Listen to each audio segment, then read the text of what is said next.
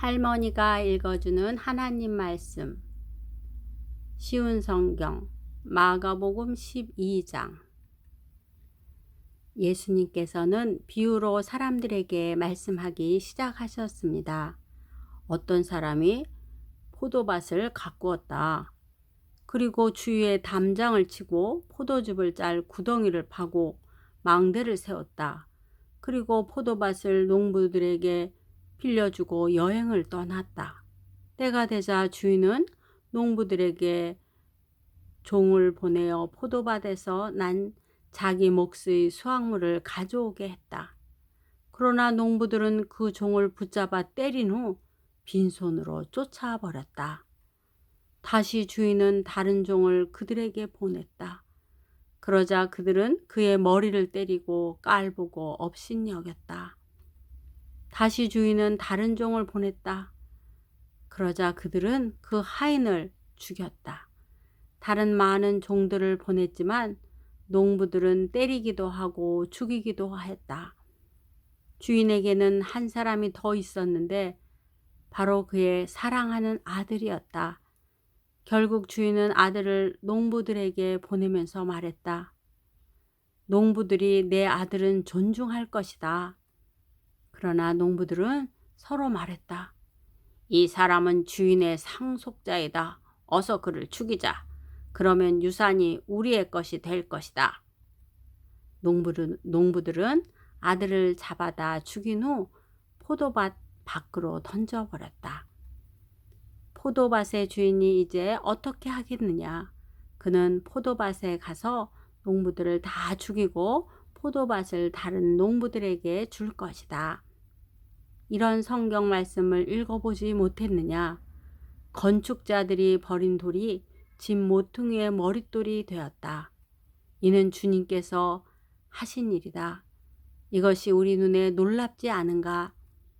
그들은 이 비유가 자기들을 빗대어 하신 것임을 알고 예수님을 체포하길 원했습니다. 그러나 백성들을 두려워하여 예수님을 두고 떠나가 버렸습니다. 그들은 예수님의 말씀에서 트집을 잡으려고 바리새파 사람과 헤롯 당원 몇 명을 예수님께 보냈습니다. 그들이 와서 말했습니다. 선생님, 우리는 선생님께서 진실한 분이시며 아무에게도 얽매이지 않으신다고 알고 있습니다. 선생님께서는 아무도 부당하게 대하지 않으시고 하나님의 길을 진리로 가르치십니다. 가이사에게 세금을 내는 것이 옳습니까? 내지 않는 것이 옳습니까? 세금을 내야 합니까? 내지 말아야 합니까? 예수님께서는 이 사람들의 속셈을 아시고 말씀하셨습니다. 어째서 나를 시험하느냐? 데나리온 1개를 가져와서 나에게 보여라. 그들이 은전 1개를 가져왔습니다. 예수님께서 물으셨습니다. 이것은 누구의 얼굴이며 누구라고 씌어 있느냐? 그들이 대답했습니다. 가이사입니다.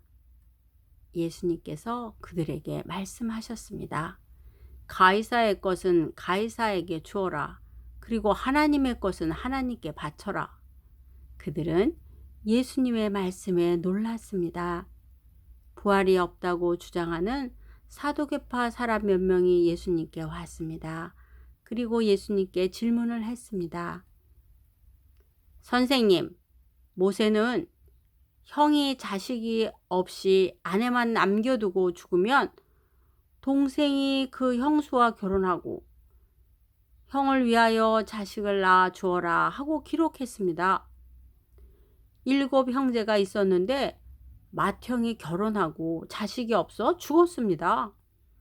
그래서 둘째가 형수와 결혼을 했는데 역시 자식이 없이 죽었습니다. 셋째도 마찬가지였습니다. 7 형제 모두가 자식을 남기지 못했습니다. 나중에 여자도 죽었습니다. 그러면 다시 살아날 때 그 여자는 그들 중에 누구의 아내가 되겠습니까? 7 형제가 모두 그를 아내로 맞이했으니 말입니다. 예수님께서 대답하셨습니다. 너희가 성경도 모르고 하나님의 능력도 몰라서 잘못 생각하는 것이 아니냐? 사람들이 죽은 사람들 중에서 다시 살아날 때에는 장가도 가지 않고 시집도 가지 않는다. 그들은 마치 하늘에 있는 천사처럼 될 것이다.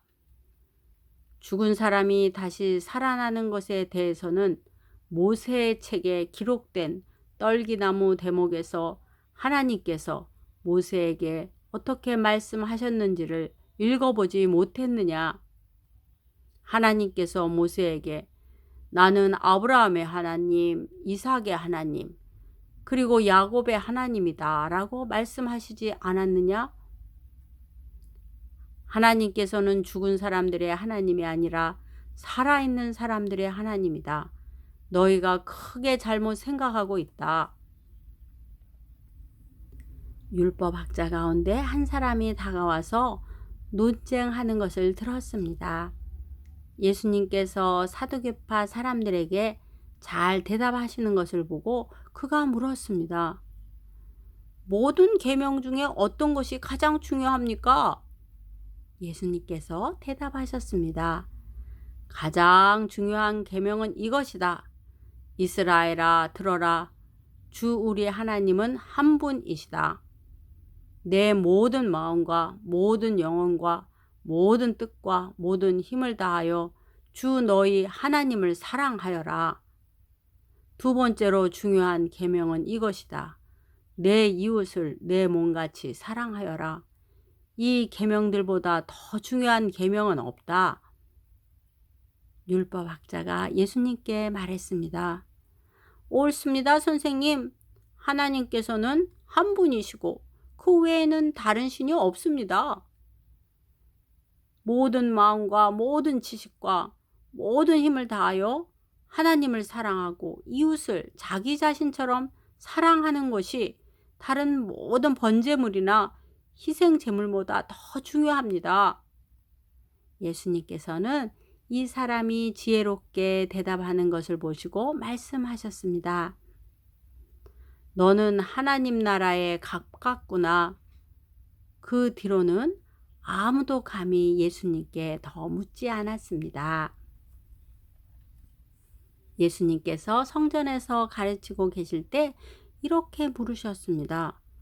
어째서 율법학자들은 그리스도가 다윗의 자손이라고 말하느냐? 다윗 자신은 성령으로 이렇게 말하였다. 여호와께서 내 주님에게 말씀하셨다. 내가 내 원수들은 내 발 아래 굴복시킬 때까지 내 오른쪽에 앉아 있어라. 다윗 자신도 그리스도를 주님이라고 부른다. 그런데 어떻게 그리스도가 다윗의 자손이 되겠느냐? 많은 무리가 예수님의 말씀을 기쁘게 들었습니다. 예수님께서 가르치시면서 말씀하셨습니다. 율법 학자들을 주의하여라. 이들은 긴 옷을 입고 걸어 다니기를 좋아하고 장터에서 인사받기를 좋아한다. 이들은 회당에서 높은 자리를 좋아하고 잔치에서도 윗자리를 좋아한다. 이들은 과부의 집을 삼키며 사람들에게 보이기 위해 길게 기도한다. 이런 사람들은 더 큰 심판을 받을 것이다. 예수님께서 헌금함 맞은편에 앉으셔서 사람들이 어떻게 헌금하는가를 보셨습니다. 여러 명의 부자들이 많은 돈을 헌금했습니다. 가난한 과부가 와서 렙돈 동전 2개, 즉 한 고드란트를 넣었습니다. 예수님께서 제자들을 부르신 후 말씀하셨습니다. 내가 너희에게 진정으로 말한다. 이 가난한 과부가 헌금함에 돈을 넣은 다른 모든 사람들보다 더 많이 헌금을 하였다. 다른 모든 사람들은 넉넉한 중에서 헌금을 하였지만 과부는 가지고 있던 모든 것, 즉 생활에 필요한 돈 전부를 바쳤다. 오늘도 하나님의 말씀을 잘 듣고 읽었죠? 할머니는 하나님의 말씀을 듣고 지금까지 살아오면서 느낀 것은 어린이 찬송가에 있는 것처럼 예수님의 사랑은 정말 신기하고 놀라워요. 그 놀라운 사랑은 하늘보다 더 높고 바다보다도 더 깊고 우주보다도 더 넓은 아주 크신 사랑이랍니다. 할머니는 이 사랑을 잊고 지금까지 살아왔어요. 사랑하고 축복합니다.